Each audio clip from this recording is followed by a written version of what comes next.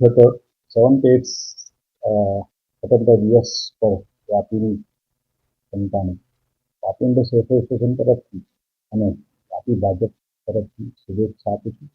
અને આપણે આ સ્વતંત્ર દિવસ પર બધાને મારી અપીલ છે કે જે રીતે સ્વચ્છતા અભિયાન જે રીતે વાપીમાં ચાલી રહ્યું છે એની સાથે બધા જ જોડાઈએ અને ઘરે ઘરે કચરો જે અમારી નગરપાલિકાની ટીમ અને નોટિફાઈડની ટીમ આવે છે એને પોતાની રીતે સેપરેટ લીલો અને સૂકો કચરો અલગ અલગ કરીને આપીએ.